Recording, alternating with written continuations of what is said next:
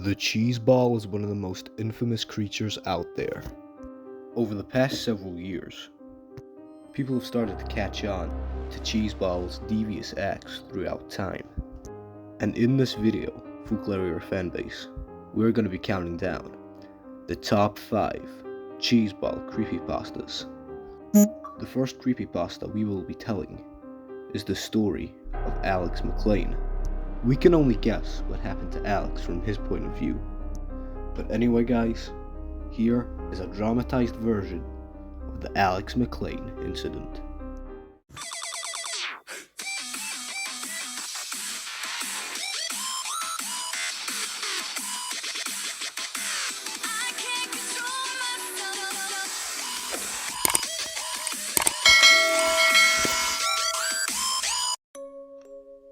Number 5.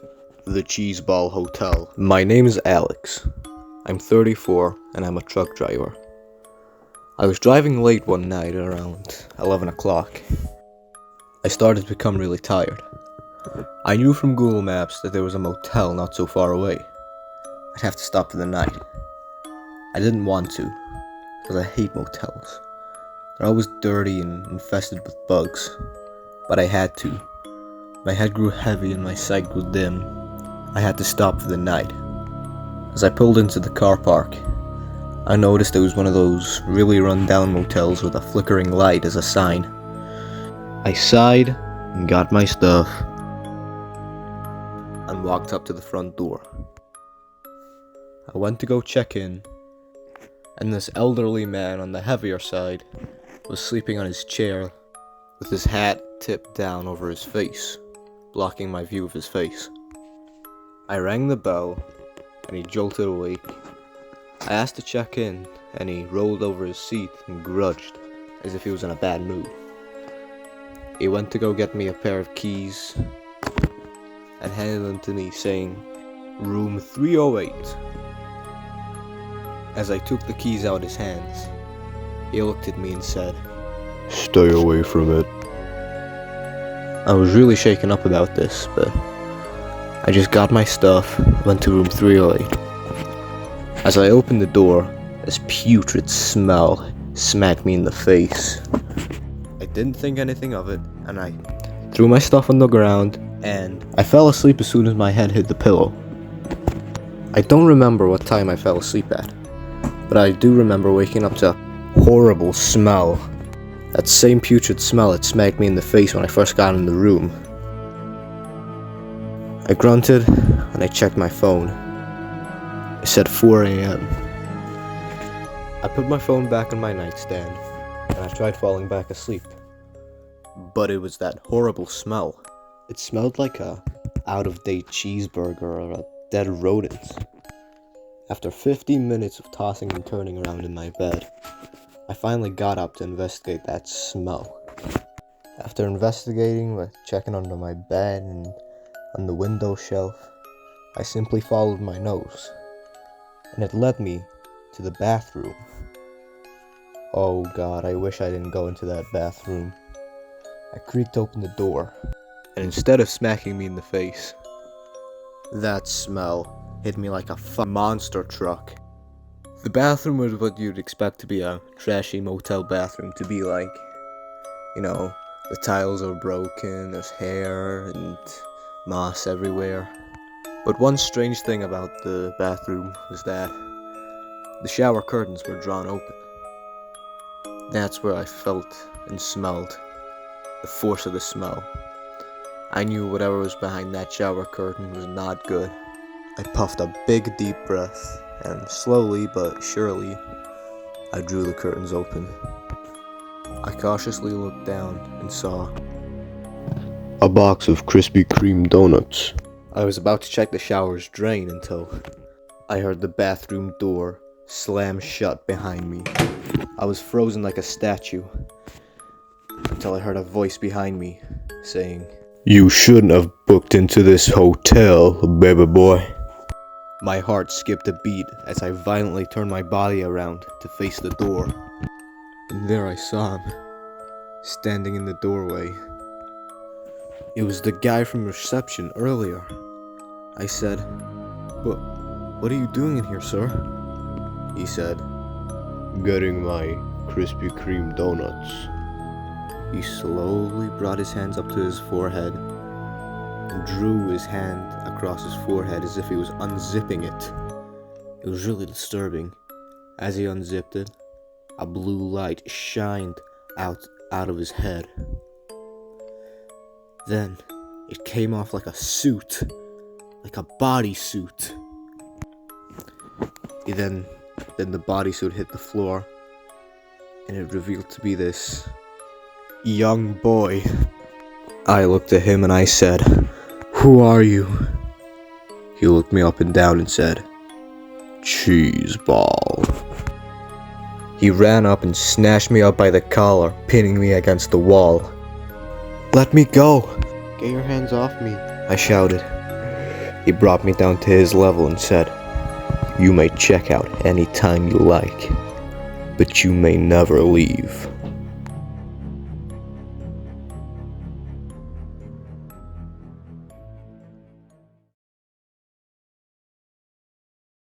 Number 4. Fat Jisk Frenzy.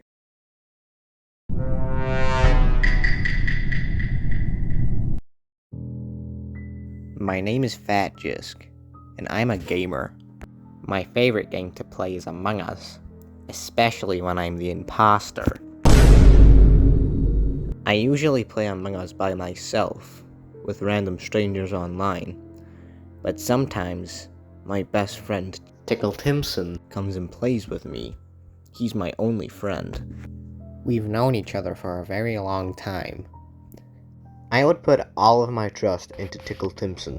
Well, not anymore I wouldn't. Not since that fateful day. It was me and Tickle Timpson's annual Friday Night Among Us. Since the first ever Friday Night Among Us, it's only been me and Tickle Timpson. But for some reason, Tickle Timpson decides to bring one of his other friends to play with us. It was this random level 100 called Cheese Ball. Tickle Timpson didn't tell me his actual name, which was a bit concerning, but I didn't overthink it. I knew I was gonna be a bit awkward because I have no social life. I only play Among Us and go to school. Anyway, as soon as Friday night rolled around, I was just on Among Us waiting for Tickle Timpson, and he finally came on after me waiting for half an hour. After he came on, I said, "What took you so long, Tickle Timpson?" "I was worried sick." He looked at me and he said, "I was getting cheese ball." "Well, hurry up, I want to play Among Us," I said angrily. About 2 seconds later, I heard my doorbell ring. "That must be Cheese Ball," Tickle Timpson said. Tickle Timpson followed me as I reluctantly went to open the door. When I got to the door, I made sure to put the chain on it. I had no idea who this Cheese Ball was, so I was not taking any risks. So I put the chain on, and I opened the door. I peeked through the crack between the door and the door frame. What I saw was a bit disturbing, to say the least. It was this random guy in a red hoodie, and he was looking at the ground. I didn't see his face. I said to him, "Hello, can I help you?" He looked up and he said, "Is Tickle Timpson here?" I said, "Yeah, what?" He cut me off mid-sentence and barged past me. He was really strong, so he was able to break through the chain, which was a bit unsettling. I asked what his name was, and he stopped in his tracks and menacingly turned over to look at me. He looked right into my eyes and he said, "Belly badges." I told him to get the flip out my house because he wasn't Cheese Ball. He turned back around and told me to get to France. I was practically shouting at him to get out of my house. Then he grabbed me by the collar and said, "Where is Tickle Timpson?" I told him he was in the kitchen, which he wasn't. He was in my room. So when Billy Badshoes went to the kitchen to look for Tickle Timpson, I ran up the stairs. And as I was running, I looked in his pocket, and I saw what looked like the blade of a knife. I wasn't gonna get ahead of myself, but I was still really scared. I got up to my room, where I saw Tickle Timpson lying in my bed playing Among Us. I slapped him in the back of the head and I asked him why Billy Bad Shoes was coming after him. He looked really confused and looked at me like this. I asked him what happened between those two. He said nothing had happened. He said he'd never even spoken to Billy Bad Shoes. We both agreed to go downstairs and ask him what his problem was. We had to be careful though, because I thought he had a knife. So we slowly crept downstairs and we saw Billy Bad Shoes. He was tearing apart my living room. He was looking underneath the couch and flipping chairs and pillows. He even knocked my TV down. I called on him and I got his attention. I asked him what his problem was and why he wanted to see Tickle Timpson. He told me to mind my own business and threw a pillow at me. Before I could say anything, Tickle Timpson slowly walked out in front of me. Tickle Timpson then looked at Billy Bad Shoes like a Sigma and said, "What do you want?" In about 2 seconds flat, Billy Bad Shoes lunged at Tickle Timpson and then started swinging at his forehead. Billy Bad Shoes was on top of Tickle Timpson on the floor, swinging at him. I tried to pull Billy Bad Shoes off of Tickle Timpson, but he then swung at me. Everything went black. I was knocked out. I woke up in a pitch black room tied to a chair. I recognized it. It was my basement. I looked to the right of me and I saw Tickle Timpson also tied to a chair. He was still knocked out. I tried to wake him up by shouting his name. He jolted awake and started panicking. I told him to calm down because we were in my basement. There was a light in the basement. It was a very, very dim light bulb just above my head. It was just enough to see the corners of the room. It was also just enough to see Billy Bad Shoes lurking in the shadows. I looked right at him and I said, "I can see you, Billy." He then started violently swaggering towards me, but then cut off. He then went straight to Tickle Timpson. He grabbed Tickle Timpson by the hair and gave him a swift right hook to the jaw. Tickle Timpson then screamed and slowly looked up at Billy Bad Shoes. Tickle Timpson shouted, "What are you doing?" Billy Bad Shoes replied, "Something I should have done a long time ago." He then reached in his back pocket and then started slowly pulling the knife out that I had sawn earlier. And as Billy Bad Shoes was aiming for Tickle Timpson's neck, the basement door got kicked down. And astonishingly, we looked up at the door and we saw John Cena!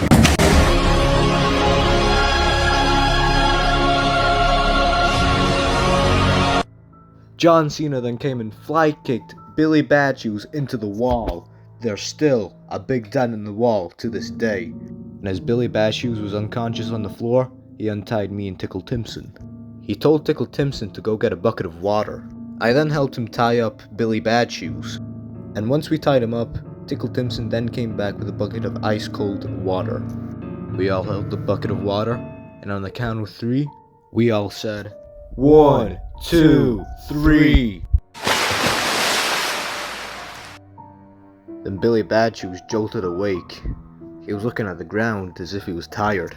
He said, "What happened?"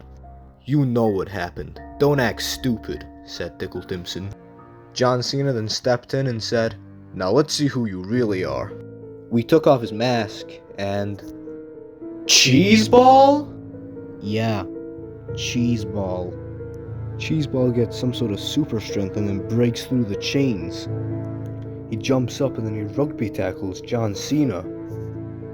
As John Cena and Cheez Ball are fighting, me and Tickle Timpson make a run for it. As I'm running up the basement stairs, I trip over the last step, and as I'm trying to get up, I hear John Cena let out a pain of agony. Me and Tickle Timpson waste no time in getting out of there. We make it out the front door. I'm running out the house as if it's on fire. And when we're a safe distance enough away, I turn back and I look at the front door, and I saw a wounded John Cena leaning up against the door frame, and he was shushing me. This next entry was based on a true story. Viewer discretion is advised. Number 3. No more Mr. Nice Cheese Ball. When I was 10, me and my buddy Matthew were in the Scouts. Our scout leader put up this field trip of some kind. It was to go visit this mountain range with a bunch of woods behind it. I forgot the name. Before I tell you anything else, I must tell you about this one boy in our scout group called Cheez. Cheez was quiet and kept to himself. He didn't have many friends at the Scouts, but if you tried talking to him, he would just ignore you. So, not a lot of people would talk to him. Anyway, on the bus ride to the mountain, our scout leader Jim, got up and told us that we need to be in groups of 3 for the tents. We were staying overnight in the mountain, and we didn't have enough tents for everybody. Matthew turned to me with worry in his eye, knowing that we'd have to share a tent with someone. I didn't mind, it just depended who. Fast forward around an hour, we pull up to the mountain range, and we get off the bus. As we're all waiting just outside the bus for our scout leader to go check us in, our other scout leader Sarah, told us to get in our groups of 3 for the tents. Me and Matthew weren't really friends with anybody else, it was just me and Matthew. After around 5 minutes of no one coming up to us, and us going up to no one, everybody but us got in groups of 3, apart from Cheez. Once everybody scattered out to their own private little areas, we just saw Cheez sitting by himself, rubbing the bark off a tree. Matthew turned to me and begged me not to go up and ask him if he wanted to be in our tents. I pushed him out the way and walked up to Cheez. I looked down on him. I asked him if he wanted to be a part of me and Matthew's tent. He slowly looked down and nodded his head. I then turned around to the sound of our scout leader shouting on us. We were going on a hike before we set up the tents, so we'd have a lot of time we would have to spend with Cheez. Cheez then got up and swaggered all the way over to the scout leader. Matthew came up to me and asked, "He's weird, isn't he?" I said yes, but deep down, I didn't think he was weird. I just thought he was troublesome. Anyway, fast forward to after the hike. We sat down for lunch.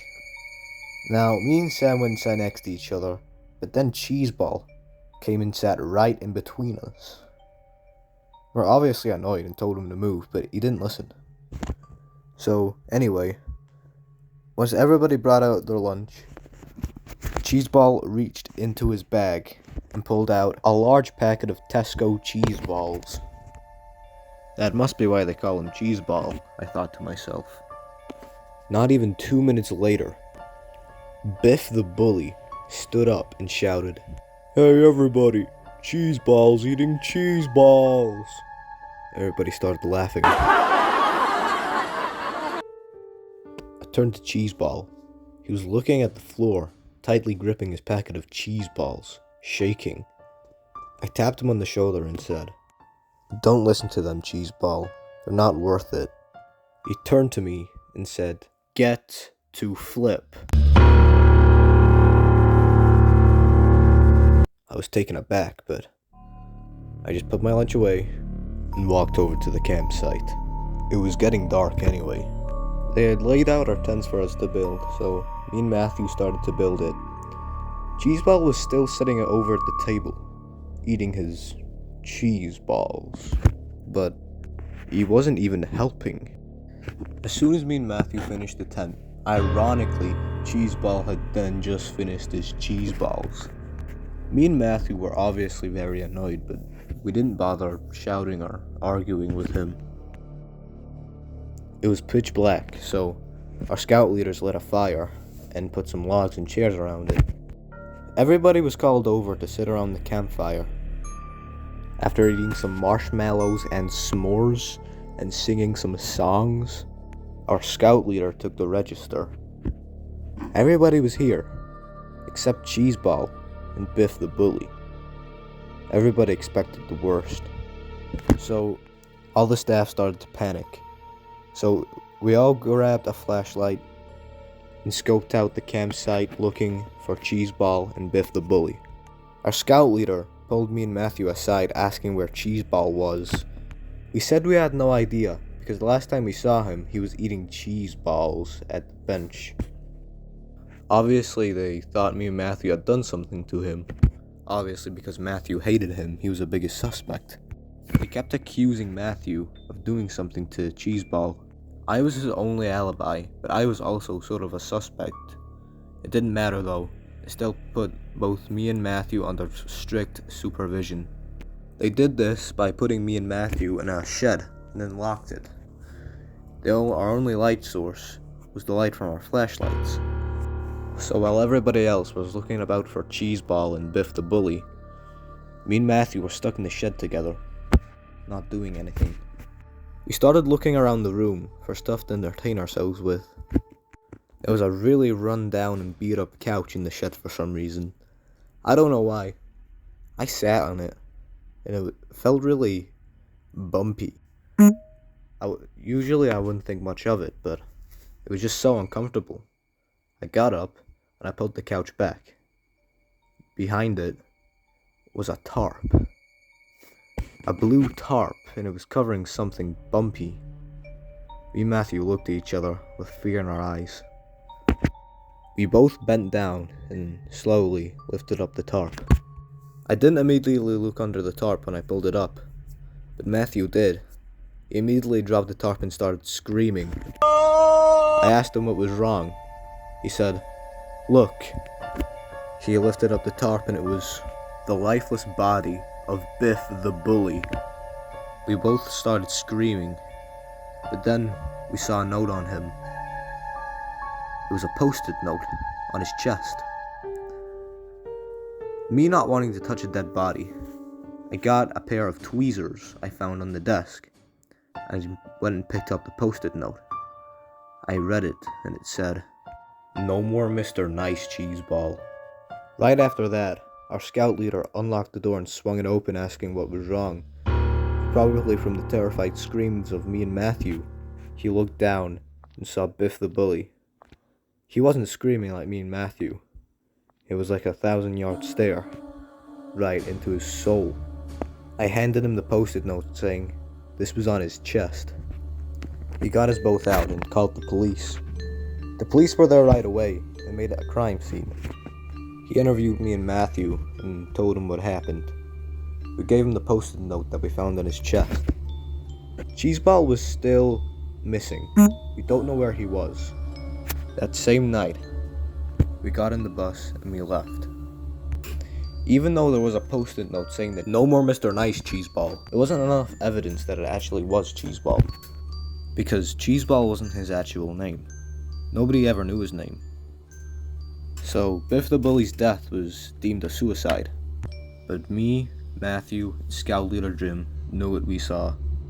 We knew it wasn't a suicide. And now, 15 years after the incident, me and Matthew are still best friends. We've never heard anything from Cheezeball ever since, apart from one incident. Matthew's brother Alex was last seen at a place called the Cheezeball Motel. Nothing to worry about though. He's probably out partying.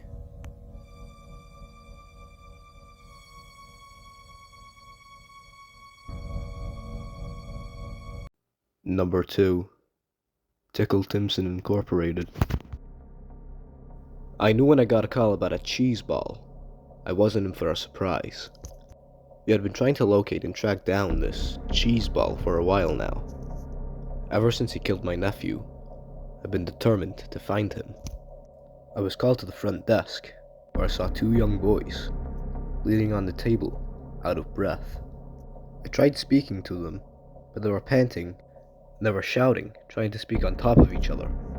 I told them to calm down, and go meet me in the interrogation room. I went to go get a cup of coffee, and we all met in the interrogation room. I put my cup of coffee on the table, and I sat down in the chair in front of them. I fixed my tie up and said, "What is your name?" "Fat Jisk." "One at a time," I shouted. "You, what's your name?" "Tickle Timpson." "And you, what's your name?" "Fat Jisk." "So what do you want to tell us about Cheezeball? We've been trying to locate him for a while now," I said. Tickle Timpson opened his mouth cautiously and said, "Cheezeball's trying to kill me. Out of all people, Why would Cheezeball want to kill you? Tickle Timpson hung his head in shame, started going on with his long story. It all started back in primary 1. Me and Cheezeball were best friends. But every day, for 7 years, he would always bring in a packet of Tesco cheese balls for lunch. Because of this, people started bullying him and calling him Cheezeball. And he hated this. I'm not that proud of myself to say this, but I joined in with the bullies. I started calling Cheezeball Cheezeball, but there was one bully in particular that Cheezeball hated. It was this guy called Biff Barlow, aka Biff the Bully. I stopped him from speaking and said, "Hold on, Biff Barlow." The blood ran dry from my face. "Are you okay?" asked Fat Jisk. "Yeah, I'm fine. Continue." Allegedly, Biff Barlow unalived himself at this Boy Scout camp. But everybody knows that Cheezeball killed him, and he's been on the run ever since, Fat Jisk said. Right, so that's why Cheezeball wants to kill you? I was his only friend. Okay, wait, there's one more thing. Fat Jisk cut me off. I don't know how he found us, but earlier today, Cheezeball came knocking on my front door. I opened it, and he started going at Tickle Timpson. He knocked us out, and next thing I knew, I was in my basement. Me and Tickle Timpson were tied up to chairs in my basement. He was about to kill Tickle Timpson, but then John Cena burst through the door and started going after Cheezeball. The thing is, it wasn't actually Cheezeball. It was this guy called Billy Badshoes. What? Somehow, Cheezeball disguised himself as Billy Badshoes and came after Tickle Timpson. We only found that out after we tied him up and took his mask off. Once we took his mask off, Cheezeball and John Cena started fighting. During the fight, me and Tickle made a run for it. And once we were a far distance away from my house, I turned back to look at the front door one more time. And there I saw John Cena. He was badly hurt. He was leaning up against our doorframe, and he was shushing me. We didn't have a phone, so that's why we ran all the way here. Okay, so what you're telling me is that you know where Cheezeball is, and he's coming for yous. Yes. Okay, we need to call the CPA. Follow me. We all hopped in my car, and I drove them to the back roads. The back roads was this long stretch of land. There was nothing but green and grass for miles. Literally in the middle of nowhere.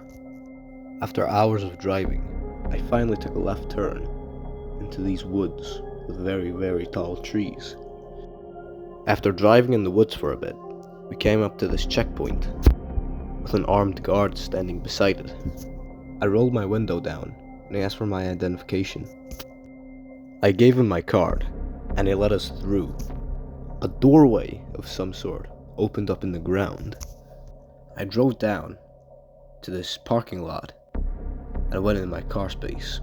I knew it was my space because it had my name on it.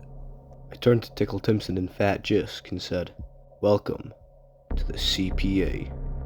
The CPA? The Cheezeball Protection Agency.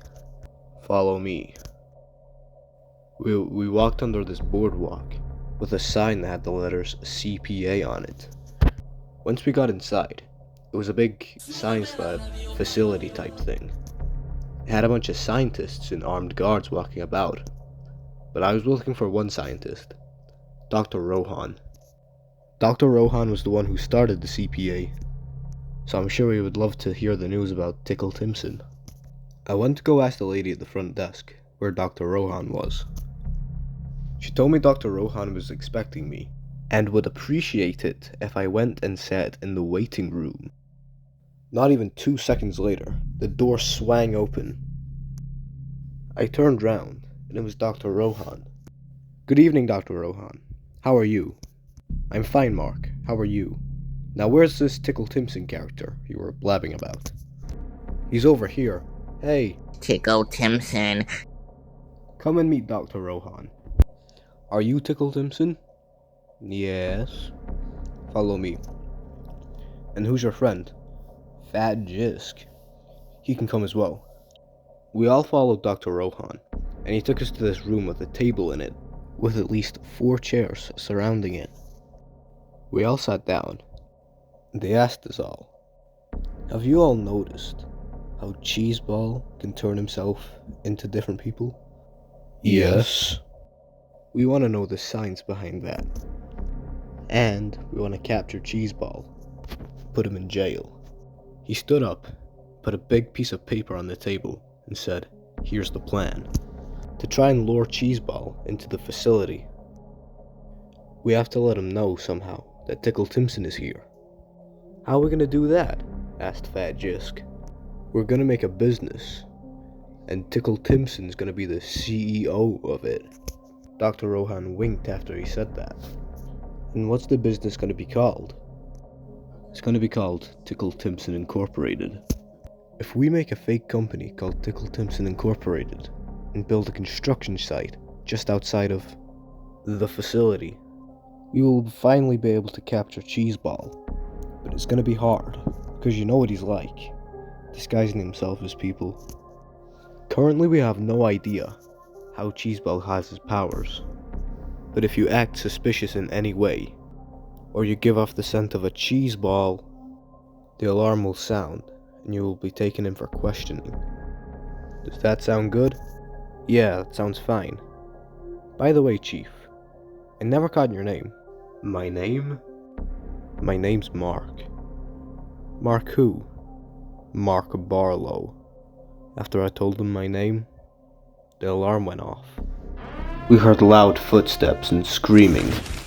Dr. Rohan left the room, and Tickle Timpson followed him. So it was just me and Fat Jisk, sitting there confused.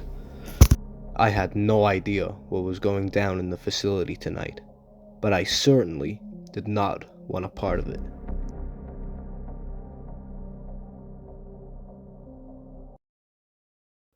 Before we get to number 1, my name's Fuke Lerrier, and I hope you're enjoying the video so far. Before we get to number 1, I just want to say, if you want to go follow the real life Cheez on social media, here are Cheez socials. I've even put his Rainbow Six Siege username in there, in case you want to go 1v1 him in Tom Clancy's Rainbow Six Siege. Anyway guys, back to the video. Number 1. The Fall of Cheez The alarm echoed down the hall, as me and Dr. Rohan ran past all the armed guards and scientists. We came to the main lobby of the facility, and we saw a bunch of armed guards circling someone. We didn't know who it was. We had to barge past some people just to get a view. And when I finally got a look, I was shocked to see it was one of the scientists. His name tag said Dr. Woodwind, and he was having some sort of seizure. He was foaming out the mouth, and his eyes were bloodshot. But there was one very unusual thing about him. His face and arms were turned a bright yellow, like my boy actually looked like Marge Simpson. He was making some demonic gargling noises from his mouth. He sounded like a zombie. And then eventually, he just passed out, and his lifeless yellow body was just lying on the floor. Officer Bradley, the commanding officer, came out from amongst the crowd and said, "Get a stretcher, and get this body in for testing." Officer Bradley came up to Dr. Rohan and said, "What happened here? What's going on?" "I don't know. I just came here and he was flopping about, and then he stopped, and then you came." Dr. Rohan replied, "I've been wanting to speak to you, Dr. Rohan. Follow me to my office, and bring Tickle Timpson."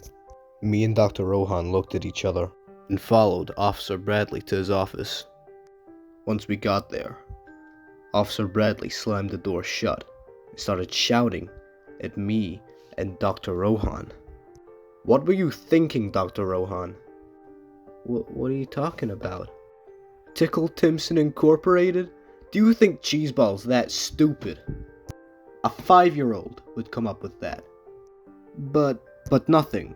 We've got a killer Cheezeball on the loose, and all you can think about is Tickle Timpson Incorporated. I was just trying to lure him in. Okay, but listen, Dr. Rohan, Sir!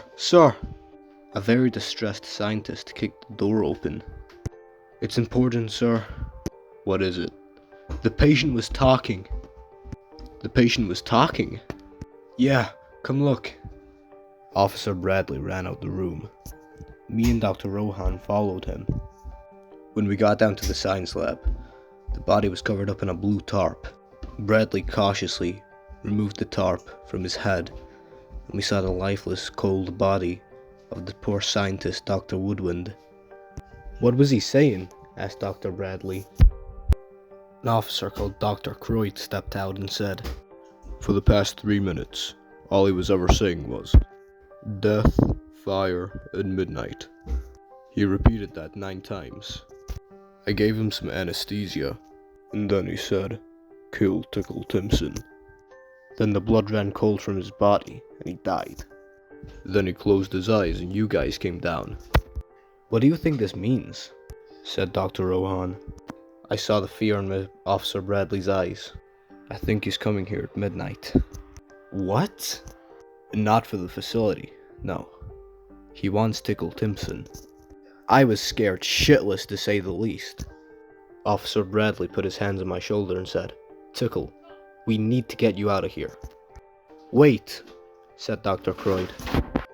I was looking at the analysis for Dr. Woodwind's body, and it was definitely Cheezeball's doing. 'Cause look here. He showed all of us a piece of paper. Literally everything in his body is just cheese. His blood is just pure cheese. I've never seen anything like it. It was definitely Cheezeball's doing. The thing is, Dr. Woodwind had just came back from visiting his family. So Dr. Woodwind was the last person outside the facility? Yes. He's got the place surrounded. Put the facility on lockdown. Okay. Officer Bradley sounded the alarm into lockdown. Sir, where should I go? I asked. You stay hidden, Tickle Timpson. He's looking for you. Okay. Go tell Fat Jisk about the lockdown. I nodded my head, and I ran around to the interrogation room we were in earlier. When I got there was nothing but a table and 4 empty seats. I snarled, and I looked back down the hall. There was nothing but armed guards and scientists running about frantically.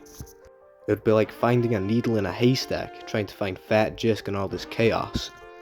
And it was already 11:40. I only had 20 minutes. I decided to run back into the main lobby of the facility, and just shouting his name, but it was too chaotic. After getting pushed and shoved about for at least 15 minutes, I then heard a voice come up in the loudspeaker. I recognized the voice from somewhere I don't like. Everybody stopped to look at the loudspeakers, as the person on the other side cleared his throat and said, We can do this the easy way, or the hard way. Officer Bradley then stood out in front of me and shouted, Who is this? Didn't you see the time, Mr. Bradley? It's midnight. An audible gasp could be heard from about the facility. Cheezeball? Yes, it is me, Cheezeball. Don't need to introduce myself then. Well, I suppose you know why I'm here at Tickle Timpson Incorporated. I want to see the man himself, Tickle Timpson. We can do this the easy way, where you hand over Tickle Timpson, and nobody would know I was even here.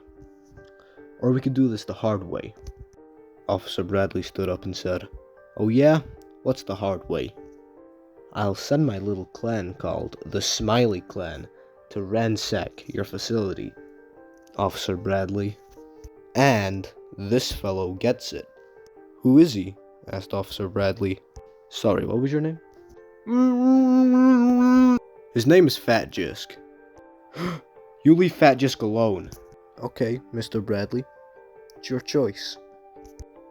Easy way or the hard way? I choose the hard way. No! Officer Bradley!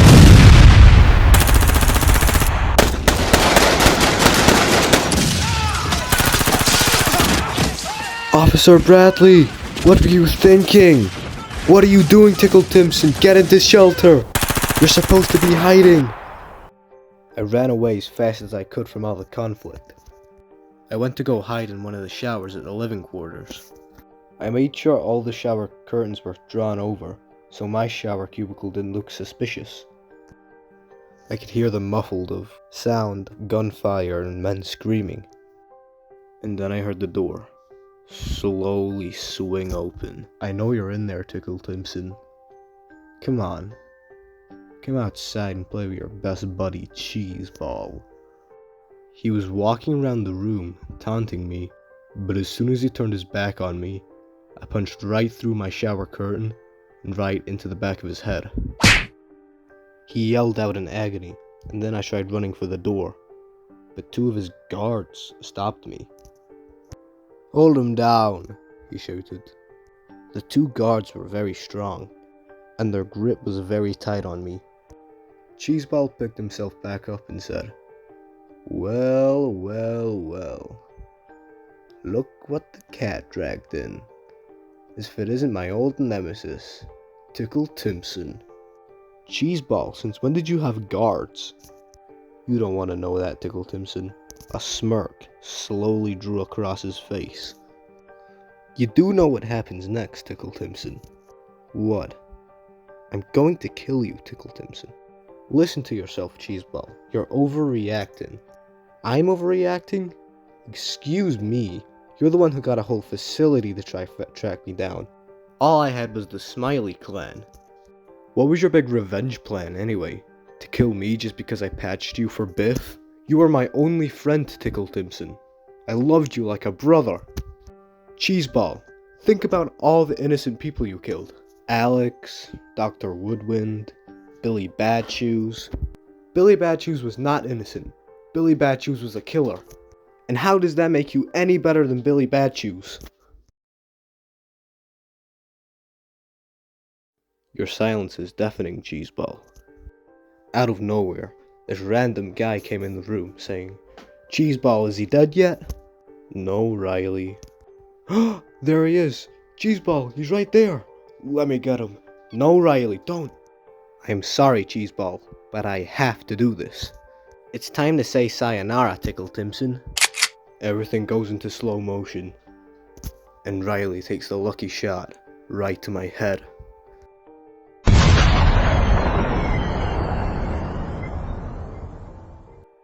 I see the bullet flying through the air, and I brace for impact.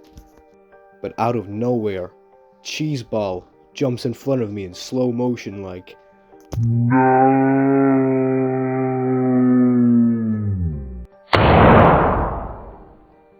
"No! Cheez Ball! Let go of me!" The guards finally let go of their massive grip on me. I went down to Cheez Ball's level, and I held him in my arms. "Speak to me, Cheez Ball. Say whatever." "Tickle, if you ever could forgive me, I want you to know." He gently caressed my face with his hand and said, "I'm sorry." He then went ragdoll. I seen him breathe his last breath. I then saw this Reilly person stomp his foot on the ground in a fit of rage and say, "How dare you! How dare you kill Cheez Ball!" He angrily pointed his gun right at my forehead and said, "This time, for real. Any last words, Tickle Timpson?" "Yes, I do have a last word. He's right behind you." "He's what?" Reilly fell to the floor like a rag doll. And in his place, Fat Jisk, standing there, blowing the smoke from his gun like a badass. "Fat Jisk, I thought he killed you." "You thought wrong, Tickle Timpson." We hugged each other as we went out to the balcony of the facility, and we seen all the facility's soldiers had won the fight against the Smiely clan. They looked up and they saw that Cheez Ball wasn't with us. and they started clapping as if we had just landed on the moon.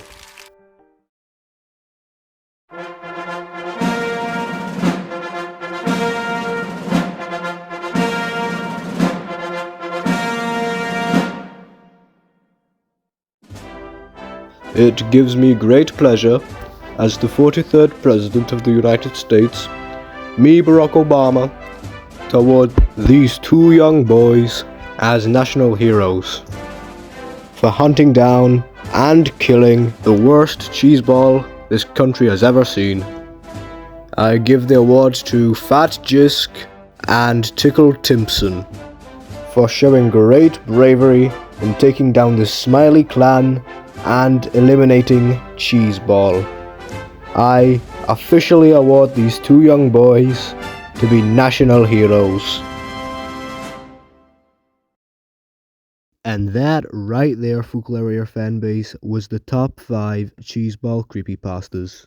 I really hope you enjoyed this video, Fuke Lerrier fanbase. Credits to every single person who was involved with this video. The credits will be in the description below if you want to go check them out. And if you enjoy Fuke Lerrier fanbase, if you enjoy the stuff I do, you might want to go check out other videos I make, like top 10 Fat Jisk photos. But anyway guys, I could not thank any one of you enough for watching this video, because it was so long, definitely the biggest and longest video I have ever made yet. But before you go, remember to hit like and subscribe to Fuke Lerrier fanbase, guys. We're trying to hit 50 subscribers by the end of the month, so make sure you go down below and subscribe. So anyway guys, I think that just about wraps up the top 5 Cheeseball creepypastas. Thank you all so much for watching. This is Fuke Lerrier, signing off. Peace!